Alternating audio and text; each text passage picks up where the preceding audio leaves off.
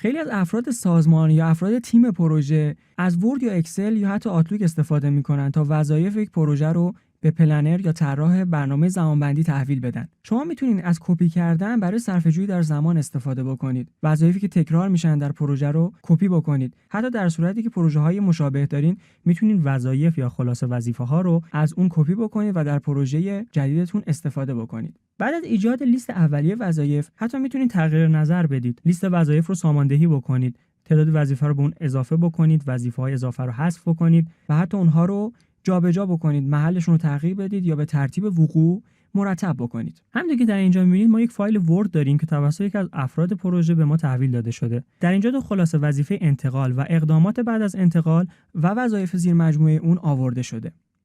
ما به راحتی میتونیم با انتخاب این وظایف و زیر مجموعه اون و کپی کردن اونها رو وارد نرم افزار MSP بکنیم. MSP به راحتی قالب بندی و سطح این وظایف رو ترجمه میکنه. خب ما کلیه وظایف و سامری تسک ها رو انتخاب میکنیم، دکمه کنترل C رو میزنیم یا کپی رو از ریبون ورد کلیک میکنیم. به طرح زمانبندی خودمون میریم. در پایان اون روی آخرین وظیفه کلیک میکنیم و دکمه کنترل V رو از روی کیبورد میزنیم یا علامت پیچ رو از سربرگ تسک. همونطور که میبینید وظایف با قالب بندی خودشون، با رنگ و فونت خودشون و با توجه به سطحی که توی اونجا براشون تعریف شده بود وارد نرم افزار MSP شدن. در صورتی که بخواید قالب بندی این وظایف از قالب بندی کلی پروژه پیروی بکنه، روی علامت این قسمت کلیک میکنید، Match Destination Formatting رو انتخاب میکنید. همونطور که میبینید قالب بندی به قالب بندی پروژه برمیگرده. در صورتی که بخواید یک وظیفه موجود رو که در داخل پروژه خودتون دارین رو در قسمت‌های دیگه، در فازها و سامری تسک‌های دیگه استفاده بکنین، به راحتی میتونید از کپی کردن و پیست کردن اون در قسمت‌های دیگه استفاده بکنید. برای مثال انتخاب محل رو انتخاب می‌کنیم. برای انتخاب یک وظیفه باید روی ستون آیدی اون و روی شماره اون وظیفه کلیک بکنید. همونطور که می‌بینید با کلیک روی اون کلیه سطر این وظیفه انتخاب میشه. دکمه کنترل C رو از روی کیبوردتون بزنید و وظیفه رو در هر جایی که می‌خواید وارد بشه پیست بکنید. پیست کردن به این طریق انجام میشه که شما روی وظیفه زیری وظیفه‌ای که به اینجا اضافه میشه کلیک می‌کنید و دکمه کنترل V رو از روی کیبورد خودتون میزنید. انتخاب محل به این قسمت اضافه میشه. در صورتی که وظیفه فراموش کردید در زمانبندی خودتون اضافه بکنید و اون رو می‌خواید به طرح اضافه بکنید، به راحتی روی وظیفه بعد از اون وظیفه کلیک می‌کنید و علامت تسک روی ریبون رو انتخاب می‌کنید. همونطور که می‌بینید در بالای وظیفه انتخاب شده یک وظیفه خالی به وجود میاد.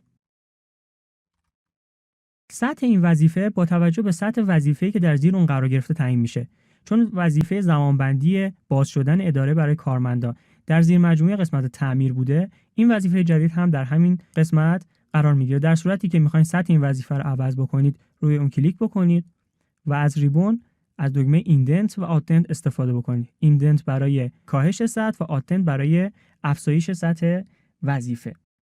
در صورتی یک وظیفه در جای مناسب قرار نگرفته و میخواین جای اون رو در مجموعه زمانبندی عوض بکنید، به راحتی میتونید روی ستون آیدی کلیک بکنید، روی آیدی وظیفه مورد نظر، همونطور که میبینید علامت موو ویندوز میاد. دکمه چپ موس رو نگه می‌دارین و اصطلاحاً وظیفه رو به جایی که مورد نظرتون هست درگ میکنید یا میکشید و در محل مناسب رها میکنید. همونطور که میبینید وظیفه به اون قسمت منتقل میشه.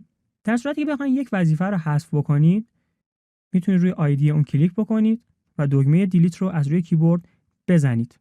یا میتونید روی آیدی اون رایت کلیک بکنید و گزینه دیلیت تاسک رو انتخاب بکنید. در صورتی که بخواید یک خلاصه وظیفه رو حذف بکنید، ما اون رو انتخاب میکنیم و دکمه دیلیت رو میزنیم. همونطور که میبینید علامتی در این قسمت میاد که از شما میخواد که این وظیفه فقط نامش حذف بشه یا کل وظیفه حذف بشه. با حذف کردن یک سامری تاسک پنجره باز میشه و در این پنجره بیان میشه که در صورتی که این سامری تاسک رو پاک بکنید، همه مجموعه وظایف زیر مجموعه اون هم پاک میشه. اوکی رو کلیک میکنیم. همونطور که میبینید سامری تاسک و مجموعه وظایف اون از زمانبندی ما حذف شد. در صورتی که میخواین یک سامری تاسک رو پاک کنید ولی زیر مجموعه اون حذف نشن، باید زیر مجموعه های اون رو انتخاب بکنید و اونها رو از زیر مجموعه خلاصه وظیفه خارج بکنید.